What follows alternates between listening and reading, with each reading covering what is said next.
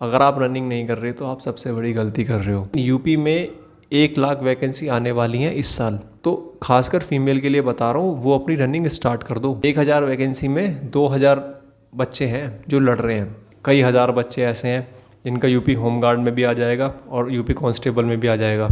तो जय हिंद भाइयों, यूपी होमगार्ड वाले बच्चों के लिए इस वीडियो में सारे डाउट क्लियर कर दूंगा। और एक चीज़ और आपको बताना चाहता हूँ कि मतलब मुझे एक चीज़ पता चली कि भाई अभी कुछ दिनों से ना अभी यूपी होमगार्ड की कट ऑफ को लेके एक बहुत बड़ी हाइप बना रखी है यूट्यूब पे, है ना। तो मतलब जो बड़े बड़े चैनल्स हैं आपको वो बता रहे हैं कि आपके एवरेज मार्क्स इतने हैं आपके डिस्ट्रिक्ट के, और उस हिसाब से आपकी फ़ाइनल कट ऑफ रहने वाली है। तो भाई मैं आपको इस वीडियो में बता दूंगा कि भाई आप किसी भी डिस्ट्रिक्ट से हों और आपकी कट ऑफ क्या रहेगी, और इस वीडियो में सारे डाउट आपके क्लियर हो जाएंगे, ठीक है। तो सबसे इम्पोर्टेंट बात मैं आपको ये बताना चाहता हूँ कि भाई देखो, जिसको यूपी होमगार्ड की नौकरी नहीं करनी भाई वो डीवीपीएसटी के लिए ना जाए, है ना भाई, डीवीपीएसटी के लिए ना जाए। देखो 1% चांस बन सकता है तब कि भर्ती बोर्ड को जब लगे कि हाँ भाई अब वेटिंग लिस्ट जारी करनी ही पड़ेगी तो वेटिंग लिस्ट जारी हो सकती है, वरना आप ये देख लो कि कोई चांस नहीं है आपका वेटिंग लिस्ट जारी होने का, क्योंकि भर्ती बोर्ड ने साफ इनकार कर दिया इस चीज़ को लेके। तो भाई मैं यही कहता हूँ कि अगर किसी को बहुत ही ज़्यादा ज़रूरत है तो भाई वो यूपी होमगार्ड के लिए डीवीपीएसटी के लिए जाए, मतलब उसके लिए जाए। और भाई जिसको सच में हकदार है जो नौकरी का, वो नौकरी करे। और अदरवाइज़ अगर आप यूपी कांस्टेबल या एसआई की और तैयारी कर रहे हैं तो आप यूपी होमगार्ड की डीवीपीएसटी के लिए ना जाए अगर आपका मेरिट लिस्ट में नाम आ जाता है, क्योंकि इसका भी एक कारण है।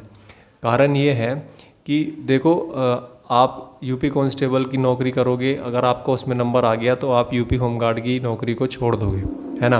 और भाई अगर आप यूपी होमगार्ड की नौकरी छोड़ दोगे, और इसमें आप ही की बात नहीं है, कई हज़ार बच्चे ऐसे हैं जिनका यूपी होमगार्ड में भी आ जाएगा और यूपी कांस्टेबल में भी आ जाएगा।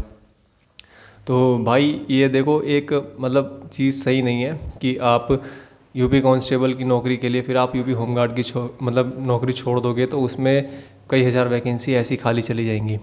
और यही फ़ायदा होता वेटिंग लिस्ट का कि अगर मतलब बच्चों के लिए वेटिंग लिस्ट जारी हो जाती तो अगर वैकेंसी खाली भी होती, अगर बच्चे नौकरी भी छोड़ते यूपी होमगार्ड की, तो वो उन बच्चों को नौकरी मिल जाती, है ना। तो भाई ये देखो एक बहुत मतलब बेसिक चीज़ बता रहा हूँ आपको। तो अगर आपको ज़रूरत नहीं है यूपी होमगार्ड की और आपको लगता है कि वो आपके लेवल की नौकरी नहीं है, तो भाई आप यूपी होमगार्ड की नौकरी मत करना, है ना। तो यही चीज़ बताना चाहता हूँ।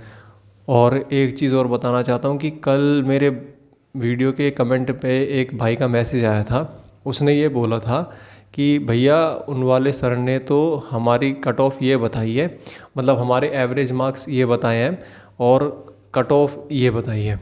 तो भाई मैं आपकी कन्फ्यूज़न को दूर कर देता हूँ। देखो इस चीज़ में मत रहो, इस भ्रम में मत रहो कि आपकी कट ऑफ एसआई के लेवल की जाएगी, ये किसी भी लेवल पे पॉसिबल नहीं है। यूपी होमगार्ड के जो वैकेंसी हैं वो एसआई से 10 गुना ज़्यादा हैं, और सीरियस एस्पिरेंट्स जो मैं बताऊं नौकरी के लिए वो भी बहुत कम है यूपी होमगार्ड में।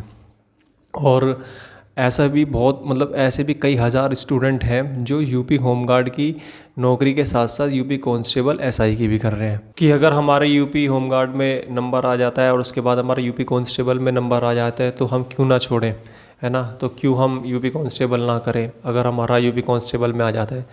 तो वो बात ठीक है, बट इस चीज़ के लिए आपको आवाज़ तो उठानी चाहिए। मतलब जो आपके लिए मेहनत कर रहा है, आपके लिए आवाज़ उठा रहा है, उसमें से आपका जो मतलब कंट्रीब्यूशन है वो बिल्कुल ज़ीरो है ना। तो बच्चों का साथ नहीं मिल रहा इस चीज़ में कि वेटिंग लिस्ट मिल जाए। और वेटिंग लिस्ट में एक बात ध्यान रखना, वेटिंग लिस्ट में टीचर का भला नहीं होता, वेटिंग लिस्ट में जो भला होगा ना वो स्टूडेंट्स का भला होगा। तो वेटिंग लिस्ट में टीचर का भला नहीं है, वेटिंग लिस्ट में स्टूडेंट्स का ही भला है। तो इस चीज़ को आप सोच के देखो कि वो आपके लिए कितनी इम्पोर्टेंट है। और अगर आपने आज इस चीज़ के लिए आवाज़ नहीं उठाई ना तो फिर आप सोच लेना कि बहुत मुश्किल है, क्योंकि भाई कंपटीशन बहुत ज़्यादा है ना। और मतलब कई लाख बच्चे हैं जो आपके साथ मतलब compete कर रहे हैं। तो ये सोच के मत चलना कि भाई हमारा भी मतलब ऐसे हो जाएगा, ऐसे हो जाएगा, ऐसा नहीं होने का भाई। जो ये देखो कि यूपी कांस्टेबल की तैयारी कर रहा है ना, एसआई की तैयारी कर रहा है, तो सोच के देख लो कि आपका कंपटीशन उनसे भी है। ऐसा नहीं है कि स्पेशल सिर्फ यूपी होमगार्ड वाले बच्चों ने ही पेपर दिया है यूपी होमगार्ड का। और मुझे तो एक बात मतलब ये बड़ी अजीब लगी कि भाई जो आपके लिए आवाज़ उठा रहा है उसके लिए मतलब भाई आपका कंट्रीब्यूशन तो सबसे ज़्यादा होना चाहिए। जब यूपी कांस्टेबल का री एग्ज़ाम हुआ था तो वो क्या अकेले टीचर्स के दम पे हुआ था बताओ? उसमें भी तो स्टूडेंट्स लोगों ने ही साथ दिया था। और आज जब बारी है वेटिंग लिस्ट के लिए तो आप उस चीज़ के लिए बिल्कुल भी खड़े नहीं हो रहे हो। तो उसमें किसका भला है? मतलब यूपी होमगार्ड में अगर वेटिंग लिस्ट आ जाएगी तो उसमें किसका भला होगा, टीचर्स का या स्टूडेंट्स का? आप लोगों का ही भला होगा। भाई अभी भी देख लेना, चाहे आप जिसका यूपी होमगार्ड में मेरिट लिस्ट में नाम आ जाएगा ना और उसका कांस्टेबल में आ गया तो नौकरी को ऐसे छोड़ देगा यूपी होमगार्ड की, ठीक है ना? उसके लिए कोई मायने नहीं रखती यूपी होमगार्ड की नौकरी। तो इस चीज़ को ना सोच के चलो ज़रा थोड़ा सा, ये चीज़ बहुत इम्पोर्टेंट है कि अभी तो आप इस चीज़ को बहुत हल्के में ले रहे हो। और वो जो वाली बात थी ना कि मतलब भैया हमारे ज़िले का जो एवरेज स्कोर आया है वो इतना आया है और कट ऑफ इतनी बता रहे हैं, तो आप मेरी सबसे पहली वीडियो उठा के देख लो। उस चीज़ में मैंने आपको बता दिया था कि भाई आपकी कट ऑफ इससे ऊपर नहीं कूदने की, पर आपको ये चीज़ समझ में नहीं आ रही।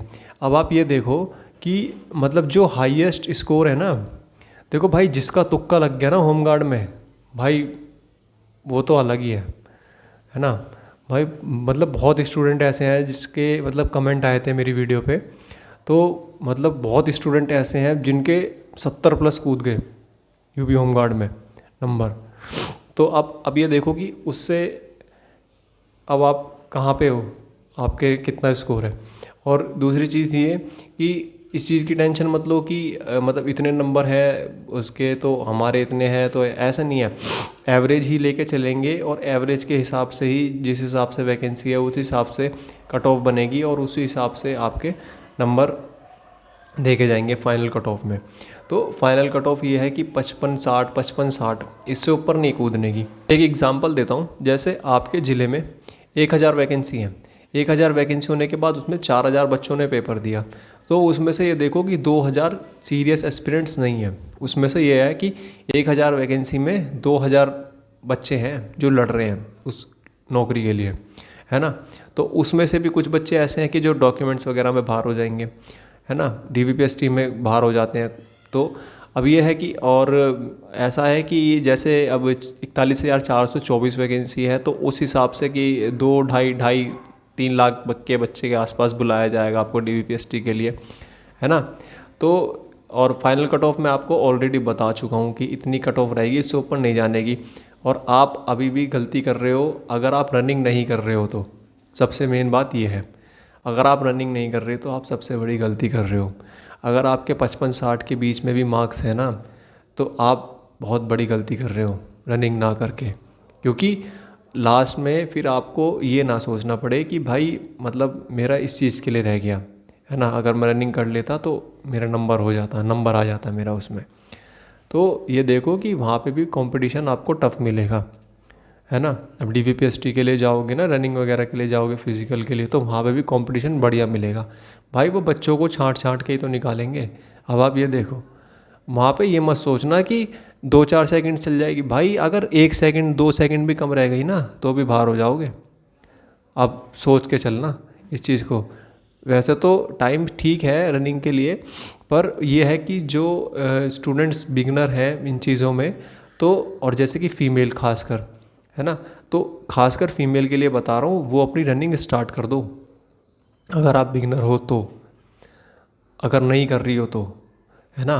क्योंकि फ़ीमेल की ज़्यादा कट ऑफ नहीं जाने की, है ना? ये चीज़ आप ध्यान रखना कि फाइनल कट ऑफ ज़्यादा नहीं जाने की, जितने मैंने आपको बताया हुआ है उससे ऊपर नहीं कूदने की और उससे कम भी नहीं रहने की।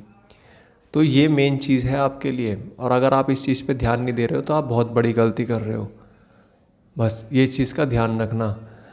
और भाई और ये चीज़ है कि SC ST वालों को तो टेंशन लेने की ज़रूरत ही नहीं है। SC ST वालों को तो टेंशन लेने की ज़रूरत ही नहीं है ना। तो बस ये है कि आप अपनी रनिंग पर ध्यान रखो, अपने डॉक्यूमेंट्स को तैयार रखो, क्योंकि फिर जब एकदम अब ये देखो कि DVPST के लिए SI वालों को आ गई डेट, SI वालों की DVPST की डेट आ गई है ना। तो ये देखो कि कितनी जल्दी जल्दी कर रहे हैं। और एक चीज़ और बता दूं कि 1 लाख जो भर्ती आने वाली है उसको लेकर भी, कि ये मेरा डाटा नहीं है, आप वेबसाइट पे चेक कर लेना, उस पर ऑलरेडी लिखा हुआ है कि 1 लाख भर्ती आने वाली है। तो उसमें इसको इंक्लूड मत करना, यूपी होमगार्ड और यूपी पुलिस को लेके, है ना। जो वैकेंसी आएंगी वो 1 लाख वो इनसे अलग ही आएंगी। अब वो किसी भी आपके डिपार्टमेंट में हो सकती हैं, है ना। इसका तो अभी डाटा नहीं है, पर यह है कि वो किसी भी डिपार्टमेंट में हो सकती हैं। लेकिन यूपी में 1 लाख वैकेंसी आने वाली हैं इस साल। तो भाई अपना तैयारी रखो और टेंशन लेने की ज़रूरत नहीं है, कट ऑफ को लेके ज़्यादा टेंशन मत लो और अपना पढ़ाई करते रहो, ठीक है। तो चलो फिर मिलता हूँ किसी नेक्स्ट वीडियो में। जय हिंद।